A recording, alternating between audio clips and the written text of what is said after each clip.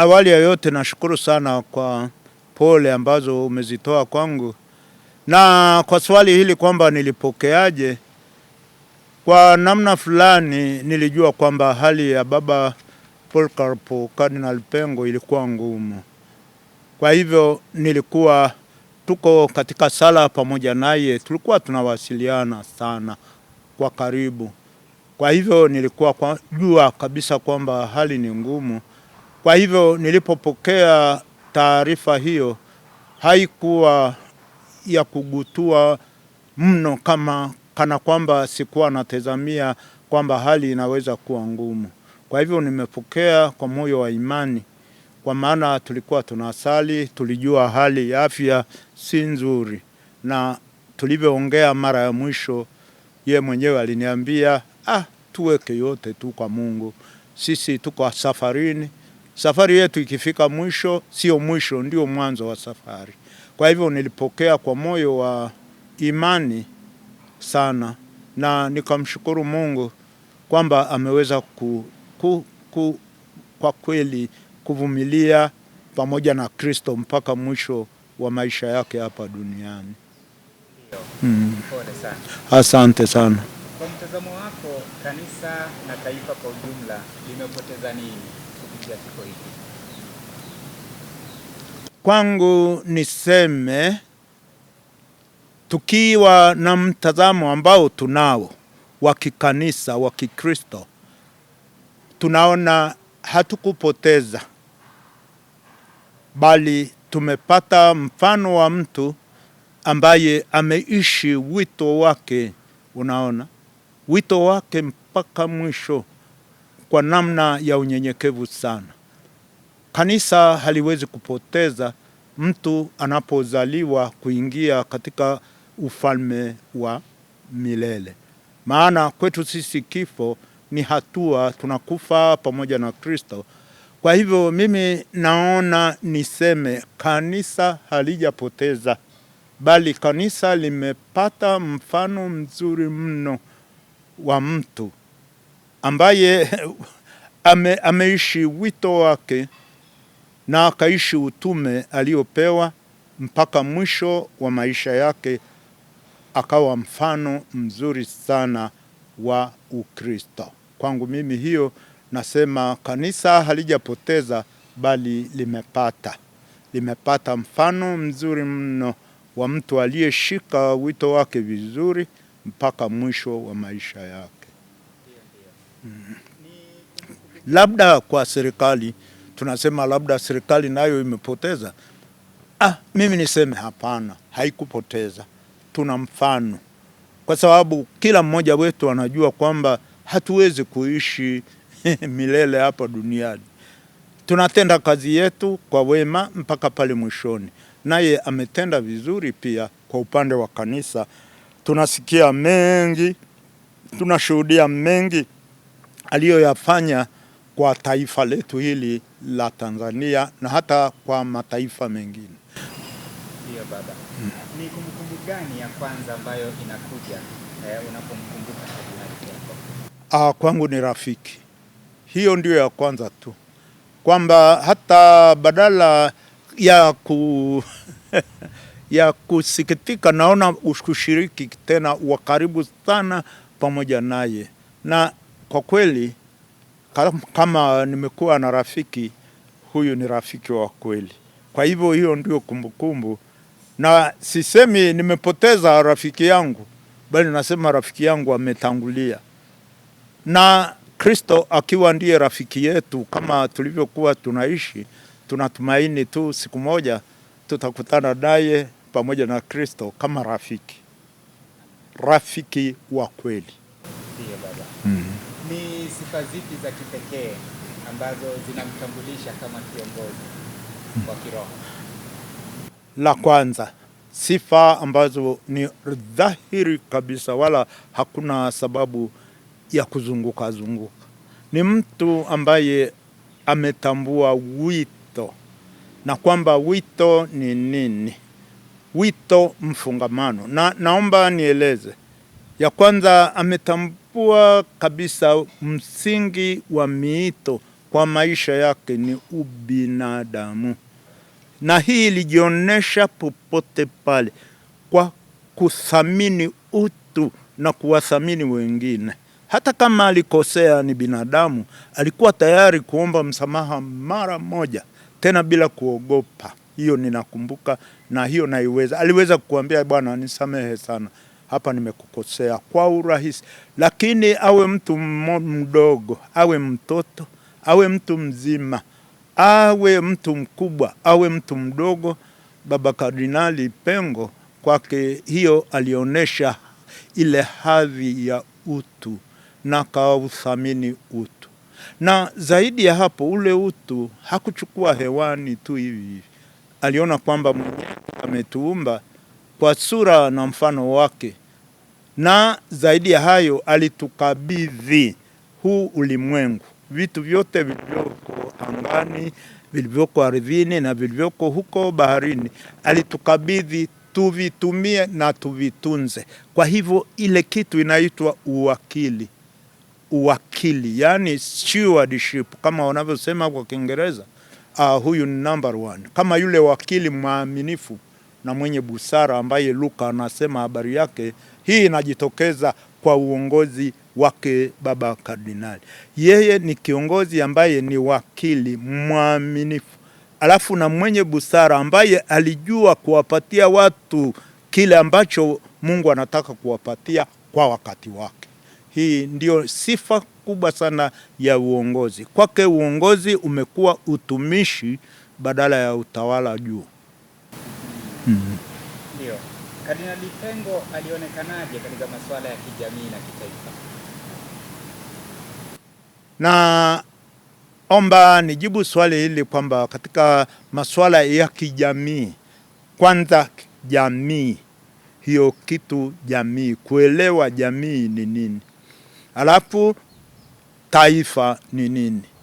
Sasa unaona kijamii kama mtu ambaye kimahusiano, manake unapoongea jamii lazima ulete fikra hii ya mahusiano. Mahusiano yake na watu, unaweza kusema yalikuwa mahusiano ambayo ni ya heshima, respect, mahusiano ambayo ni ya majadiliano, dialogue. Hakuwa mtu wa kusema kutoka juu asukumize mawazo yake kwa wengine, bali alikuwa tayari kujadiliana na pia kuwasiliana.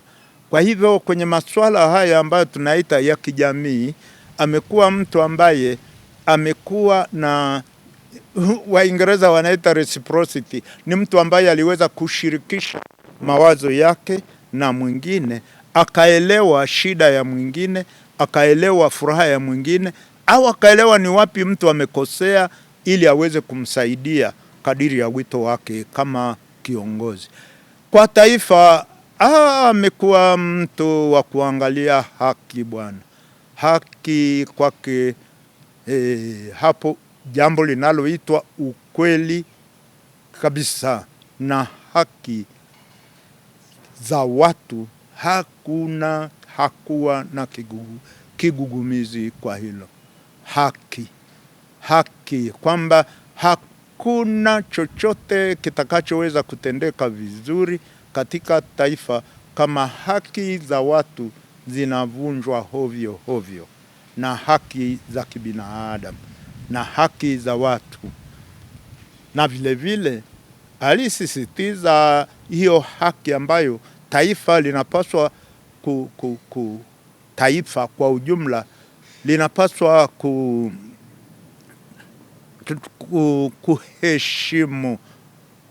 kuheshimu muumba Mungu. Wani watu wasimtukane Mungu. Mungu ana haki yake na wanadamu wana haki zao, alafu na viumbe vyake vingine vina haki zake. Kwa hivyo alikuwa mtu ambaye amenyoka na kuonesha hizi haki zishikwe na ziheshimiwe. Ndivyo nilivyoona kwa upande wa taifa na kwa upande wa jamii, mahusiano yake. Kumekuwa na ukaribu wa aina gani kati yako na yeye? Ukaribu wangu mimi na Baba Pengo ni ukaribu wa kwa kweli urafiki. Kwa hivyo mtu akitaka kusema urafiki, lakini urafiki wa kweli. Urafiki wa kweli ambao umejikita katika mwito unaofanana kabisa. Mwito wa kuheshimu utu na ubinadamu, kuwaheshimu watu na kuwa pamoja na kujua kwamba watu ni nini, wameumbwa kwa sura na mfano wake Mwenyezi Mungu. Tuliweza kuongea naye na kujadili, hata kusali, kuona kwamba ni vipi mtu anaweza kushika mwito huu wa ubinadamu. Kuna kukosea, kuwa tayari kusamehe na kupokea msamaha. Kusamehe na kupokea msamaha. Hiyo ilikuweko hapo. Unaweza kuona huo urafiki umejikita katika mwito huo wa kuheshimu utu na kuwa tayari kujua kwamba sisi ni viumbe vyake Mwenyezi Mungu, tumeumbwa sawa, lakini tunapaswa tuheshimu na tufundishe hilo. La pili kwenye huo uhusiano ni kwenye mwito wetu wa Ukristo. Mara nyingi tumeongea na Baba Kardinali kwamba kweli unaona mtu anaweza akapewa mito mingine kama upadre au kama uaskofu, hata zaidi ya hapo, au akawa mtawa, lakini asipojitahidi kuishi Ukristo inavyotakiwa, tunu za Kikristo, anaweza akapoteza lengo. Kwa hivyo kuheshimu sana Ukristo na kujaribu kupata vitabu mbalimbali vya kiroho, lakini hasa neno la Mungu, kujikita katika neno la Mungu. Na ya tatu ni kuhusu sasa huo upadre. Mara kwa mara ni rafiki yangu, tumekuwa tunasali pamoja, tulikuwa tunafanya retreat pamoja, na mara nyingine tumejadiliana mambo mengi ya pamoja na tukajiwekea mikakati fulani ya maisha ya kiroho kwa pamoja.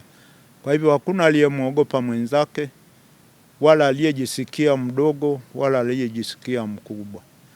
Kwa hivyo nikuambie, ni urafiki ndio hasa mahusiano yangu, urafiki wa kweli katika Kristo unayeendana na mwito tulioitiwa. Pengine ni ushauri au maneno gani ya busara aliyowahi kukupa ambayo bado unayakumbuka? Kwangu unajua Baba Kardinali kama kiongozi, yeye ni number one.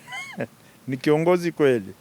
Alafu kwa namna ya maisha yake yeye mwenyewe ni mtu mwenye msimamo, na huo msimamo anaushika, lakini anakubali kukosolewa. Alinifundisha kukosolewa, na siku moja alinikosoa. Tulikuwa hata nilikuwa namkumbusha mara nyingi. Tulikuwa tuna mkutano wa kuchagua mlezi wa kupeleka kwenye chuo chetu kwenye seminari yetu. Tumehangaika na maaskofu kwa siku nzima, hatujapata mlezi wa kupeleka pale. Mwishoni mimi nilichoka, nikamwambia jamani, bwana, Kiingereza, something is better than nothing. Unajua kitu ni bora kuwa na kitu kuliko kutokuwa nacho. Akaniambia, Lebulu, you are wrong, umekosea. Wewe unafikiri kwamba sumu ni bora kuliko kitu? Basi hapo hii naikumbuka, na kila mara nimemkumbusha, na hata leo hii naikumbuka ukweli huo, kwamba afadhali kukosa sumu kuliko kuipata. Kusema eti something is better than nothing, hiyo hata mimi hiyo ni fundisho, ni onyo nzuri sana. Kila mara nilikuwa namkumbusha, tunacheka. Najua hata huko mbinguni sasa anacheka kwa ajili ya hili. Sio sumu, si bora kuliko kukosa kitu. Huo ni na kwa kweli na yeye vile vile amebobea na alibobea katika mafundisho ya maadili, sio ndio hasa ndio aliyojisomea hayo, lakini sio hewani, ameshika kabisa. Afadhali kukosa sumu kuliko kupata sumu. Kuna tukio lolote la kipekee ambalo mliwahi kushirikiana naye ambalo linagusa zaidi? Si yako tena mengi, ila sasa sijui niseme lipi ambalo limenigusa katika ushirikiano yeye na mimi. Mimi najua tu kwamba ushirikiano na yeye katika uongozi nilipokuwa mwenyekiti wa Baraza la Maaskofu Katoliki Tanzania. Tumeingia katika matatizo mbalimbali, mara nyingi ya kitaifa, lakini katika kutatua matatizo hayo, na nisingependa hata kuyataja kwa sababu mara nyingine ni kutonesha vidonda tu, tulifikia mahali ambapo tuliweza kuongea na viongozi, tukawa pamoja, tukasema sasa hakuna kukaa kimya, twende tukaongee na viongozi wa nchi waliohusika moja kwa moja, sio hewani kama tunafanya diplomasia. Na tukaenda na kiongozi akatusikiliza, na ikawa imeondoa balaa ambayo ingeliipata nchi nzima. Kwa hilo nakumbuka, lakini kwa sababu ya mambo yetu ya kiroho yalivyo, mengine ni ya siri, sipendi kuendeleza hilo, lakini nakumbuka tumeponya taifa kwenye janga kubwa sana kwa kuongea na wahusika wakati fulani. Baba Pengo aliandaa kaburi lake au nyumba yake ya milele. Ukiwa na ukaribu naye, kwa nini aliamua kufanya hivyo? Si tu kwamba aliamua, ni vizuri kufanya hivyo. Kwanza sisi maaskofu tunaandaa makaburi yetu, yako tayari. Hata mimi nimeandaa. Tunaandaa kwa sababu tunazikwa mahali, unasema mimi nazikwa hapa, unaandaa kaburi lako hapo. Hata nimepita pale Dodoma, hapa Singida, nikakuta baba askofu huyu na yeye ameandaa nje ya kanisa, lakini kwenye mnara. Kwa hivyo sisi tunazikwa mahali. Aliandaa hivyo kwa sababu sasa Dar es Salaam, kama kawaida ingekuwa askofu wa jimbo akifa anazikwa kwenye cathedral, ndani ya cathedral yake. Sasa pale Dar es Salaam, unajua cathedral yetu ile ni ndogo sana. Sasa na hivi yeye mwenyewe pale mahali alipaandaa pale Pugu, hata nikaenda pale kwa sababu pale ni mahali ambapo waliuawa wa misionari waliokuja kwanza pale. Akasema kwa sababu wao walianza imani hapa, wakazikwa pale Pugu. Na pale Pugu pakajengwa secondary number 1, nakumbuka hata Nyerere alifundisha pale, hata kuna alama iko pale nafikiri mpaka sasa, sekondari ambayo ilikuwa ya hali ya juu na ilitazamiwa na kanisa Katoliki kuwa itakuwa chuo kikuu. Lakini basi baada ya shule kutaifishwa, mambo hayo yaliishia. Kwa hivyo pale ni mahali ambapo wamisionari waliwekwa kwanza, na walipopigana wakati ule na Waarabu waliowapiga wakati ule, waliua wamisionari kama 3 au 4, sikumbuki pale sawa sawa, lakini historia ipo. Na yeye akasema mahali hapa napenda nizikwe hapa. Kwanza mimi, anasema kardinali alikuwa askofu wa Masasi, alafu akafanya jimbo la Masasi liwe jimbo Tunduru Masasi, akahamia Tunduru na Masasi ikawa iko chini pia ya jimbo hilo hilo, akaenda Tunduru. Yeye kama askofu, na yeye mwenyewe ameeleza kabisa kwa nini aliweka kaburi lake pale. Ni kwa sababu yeye asema siwezi kusema naenda Sumbawanga ngazikwe Sumbawanga, haiwezekani, mimi sijawa askofu huko. alafu vile vile kuzikwa Tunduru Masasi nimehama, na Masasi kwenyewe nimehama, nyumbani ni hapa. Ndio akatengeneza akasema na kutoa nani yeye mwenyewe na amesema na imerekodiwa, inaonekana yeye mwenyewe akachagua hivyo, kwa sababu askofu unapopelekwa kwenye jimbo lile ni jimbo lako, na hapo ndio nyumbani kwako. Ni kama vile mtu aliyeolewa, pale alipoolewa hawarudishi tena wakamzike kule nyumbani alikotoka. Kwa hivyo yeye anajisikia mmoja, sehemu msingi wa jimbo kuu Katoliki la Dar es Salaam, na anazikwa katika jimbo, yani kanisa mahalia alipohudumia tena kwa muda mrefu sana. Ndio sababu hiyo alinieleza, na sikunieleza tu, tumetembelea wala si mara moja, hata tukaenda tukafungua, nikaangalia kila kitu. Nikamwambia sasa wewe, akacheka tu akaniambia twende Lebulu acha. Ndio. Katika kipindi chake cha uongozi, mafanikio gani ambayo unayakumbuka?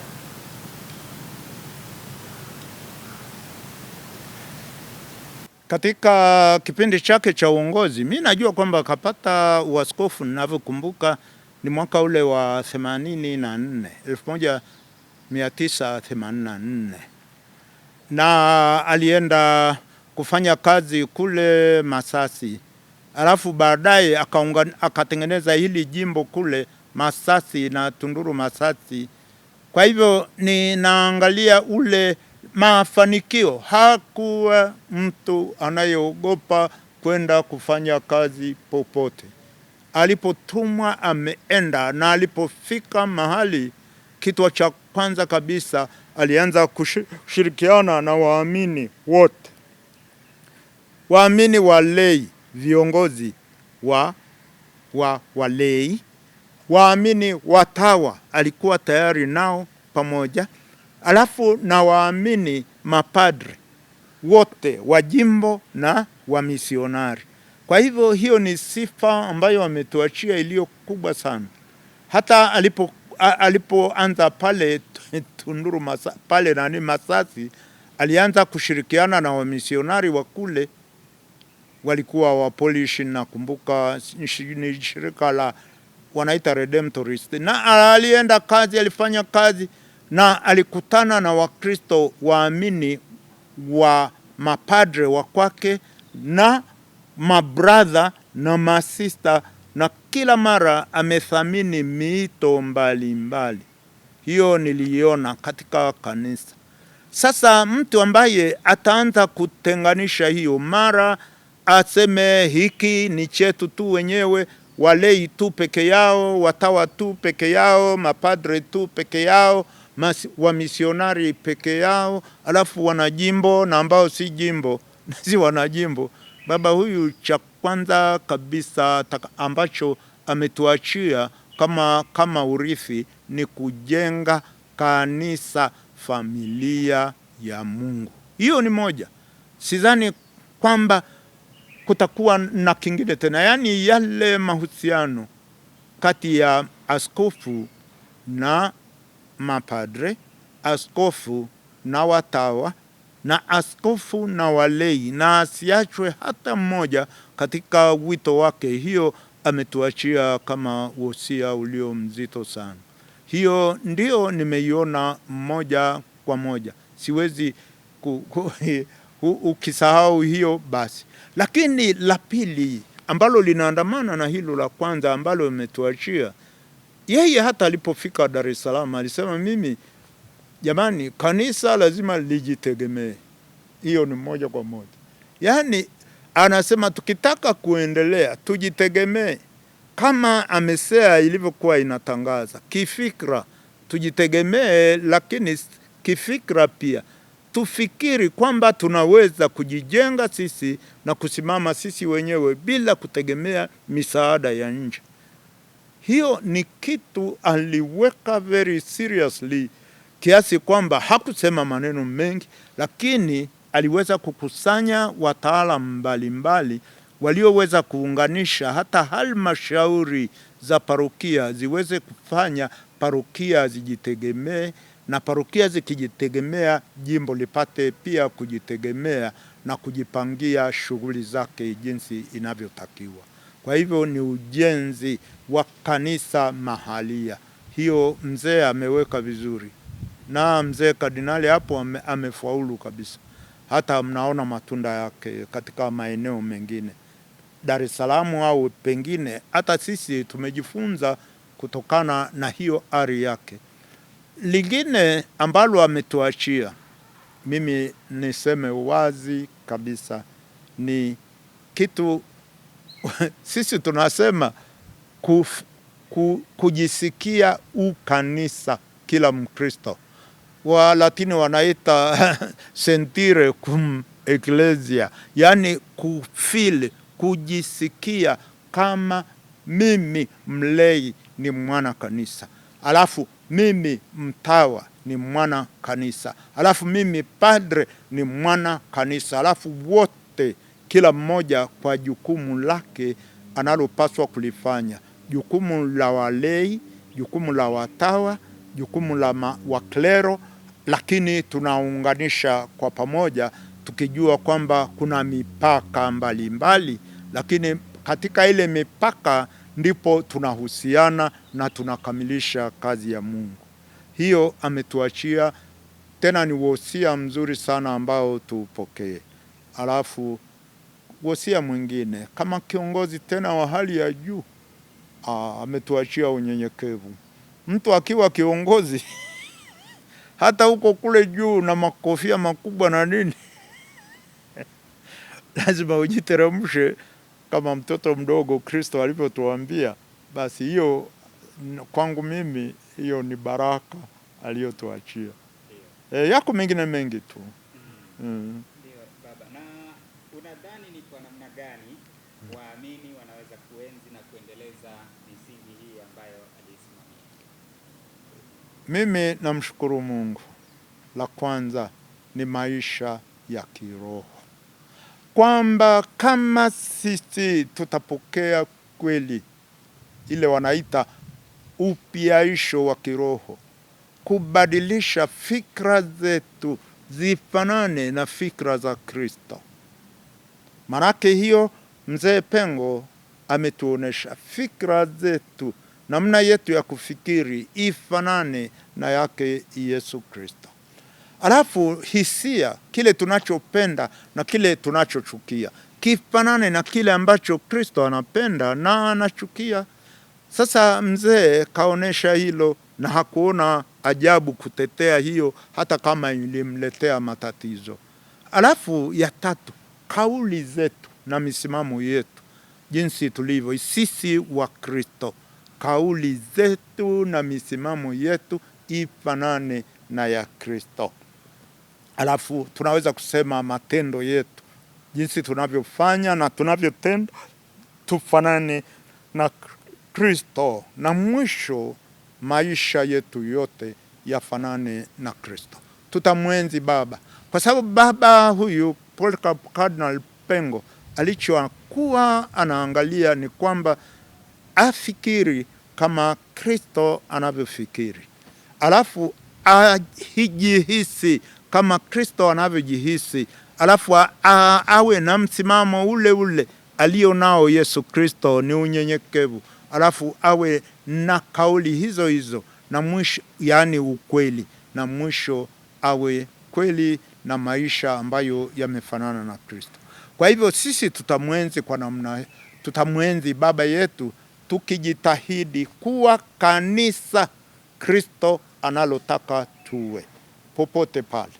Yani tuishi kama Kristo anavyotuambia, tukiangalia lakini hapa namna yetu ya kufikiri, namna yetu ya kujihisi, namna yetu ya kusema na kauli zetu na misimamo yetu, halafu namna yetu ya kutenda katika kanisa na katika familia, na mwisho namna yetu ya maisha yawe kweli ya Kikristo. Tukifanya hivyo tunamwenzi na yeye anamtukuza Mungu mbinguni pamoja nasi. Asante sana. Na neno la mwisho ambalo Karibu kwa neno lolote la kufunga ambalo unapenda kutumisha. Ndio, mimi ningependa kumshukuru Mungu kwa zawadi ya Baba Pengo. Mimi nimemkuta tu Kipalapala, ni pale nilimfahamu.